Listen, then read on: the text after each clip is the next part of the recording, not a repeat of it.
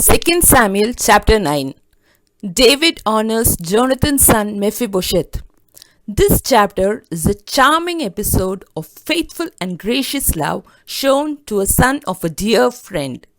Years have not weakened David's love for Jonathan. His sufferings at Saul's hands have not embittered it. The gracious love, faithfulness, and loyalty for Jonathan's family came welling up from the depth of the king's own soul.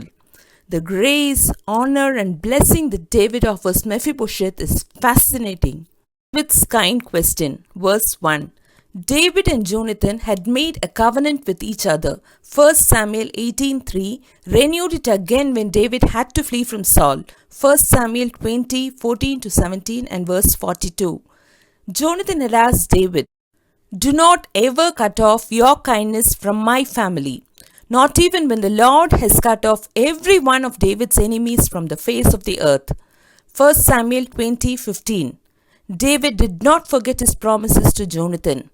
Apparently, David is recalling his sweet friendship with Jonathan, which prompts him to ask. Verse 1.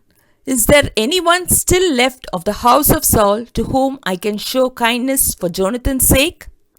Neither his own prosperity nor the absence of any trace of Saul's legitimate male descendants made David forget his oath to Jonathan.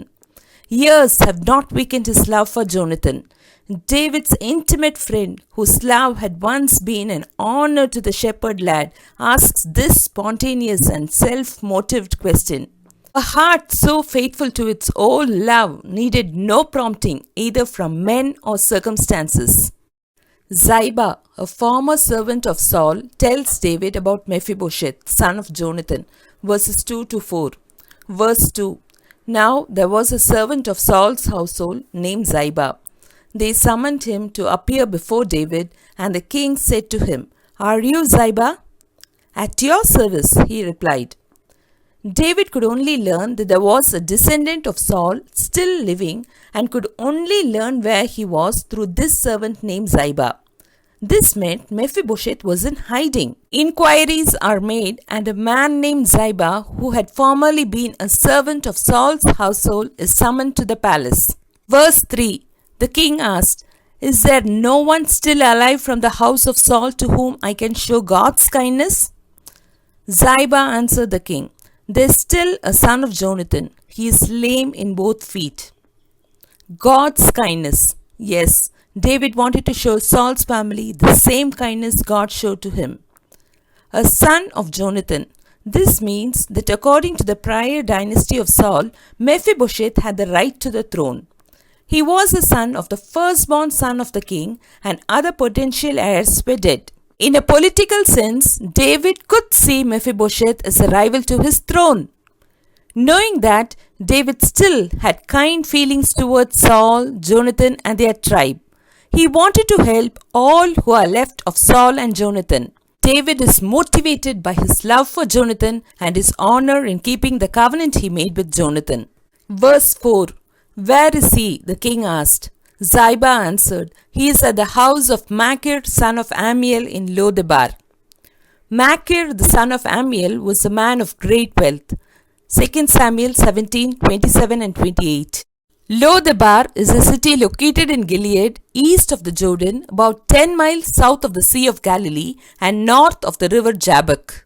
Machir was so generous and hospitable that he cared for Jonathan in his home. It shows Mephibosheth's low station in life. He had to live with someone who could help him. He didn't even have his own house.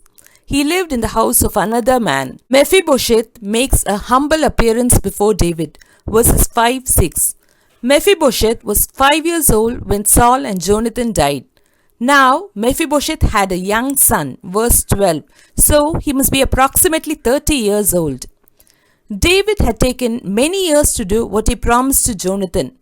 Maybe David was too busy while he was fighting his enemies. But David wanted to keep his promise. Verse 5. So King David had him brought from Lodebar from the house of Machir, son of Ammiel. Mephibosheth must have been terrified when messengers from David knocked at his door and demanded that he come with them to see the king. In the back of his mind, he anticipated the day when David would do as the other kings did and massacre every potential rival to his throne. Mephibosheth fears at the thought that he would be killed. He bows to David to show that he recognizes him as king. He even speaks of himself that he was at his service to show that he was not trying to take the throne from David. David said, Mephibosheth. David's love for Jonathan is felt in the tone of his voice he speaks his son's name. David removes the fears of Mephibosheth, verses 7-8. Mephibosheth would have been afraid that he is called to be killed. But David said, Don't be afraid, and gives a reason to not fear. For I will surely show you kindness for the sake of your father Jonathan. I will restore to you all the land that belonged to your grandfather Saul, and you will always eat at my table. David's offer was an extraordinary expression of grace and beauty of his covenant with Jonathan. David exemplified the kindness of God, who shows mercy to all who are crippled spiritually by sin and longing for grace. Romans 5:6-8, Ephesians 2:8-9. Mephibosheth didn't feel worthy of David's generosity and kindness. All the years of hiding from the king and living in fear and poverty made Mephibosheth think of himself as worthless. Mephibosheth is very well aware that this is not deserved but freely given. He considers himself a dead dog, meaning a worthless and insignificant person. David's instruction to Ziba, verses 9-12. Verse 9. Then the king summoned Ziba, Saul's steward, and said to him, I have given your master's grandson everything that belonged to Saul and his family. Mephibosheth knew about his family property all along, but he was afraid to take possession of them because it would expose him before the king. David, being the king, had legal rights to Saul's property. But having so great a regard to the memory of his dear friend Jonathan, David went against all custom and readily and cheerfully gave them to Mephibosheth. What a wonderful expression of loyalty to a faithful friend! By these few words spoken by David, Mephibosheth is now a rich man with many servants.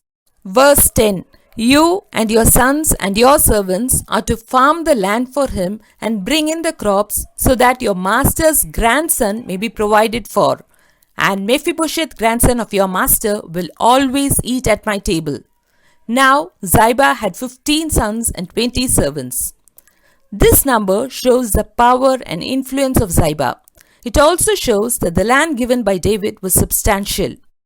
David commands Saul's former servant Ziba to manage Saul's farmlands for Mephibosheth, till the land, and bring the fruits of it to Mephibosheth for the support of his family.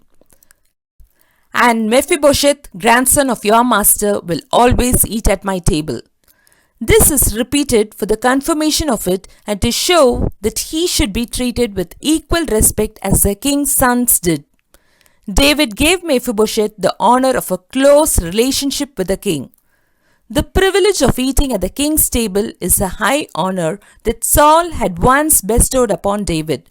1 Samuel 20, verse 5 and 18. Now David accords this honor to the son of his friend Jonathan. A similar promise is given to the followers of Jesus. Jesus told his disciples that they would eat and drink at his table in heaven. Luke 22:30. Verse 11. Then Ziba said to the king, Your servant will do whatever my lord the king commands his servant to do. So Mephibosheth ate at David's table like one of the king's sons. Mephibosheth's son Micah. Verse 12. This crippled son of Jonathan had a family. His family lived in the house of Ziba, and all of Ziba's people were servants to Mephibosheth. The descendants of Micah, the son of Mephibosheth, are listed in 1 Chronicles 8, 35-38 and chapter 9, verses 41-44. David fulfills his promise to Mephibosheth. Verse 13. Mephibosheth no longer had to hide in fear of the king, but had the privilege to live openly before the king among the people of God. Though he was lame in both feet, yet this was no objection to David. David admitted him notwithstanding his infirmity. Mephibosheth was carried to eat at the king's table daily. Lessons learnt in this chapter. We learn two wonderful lessons in this chapter. 1. David's grace to Mephibosheth is a wonderful picture of God's grace to us. We are Mephibosheths in God's hands. 2. David's grace to Mephibosheth is also a pattern for us in serving and ministering to others. We are David's to others. 2 Samuel chapter 9. Questions and answers.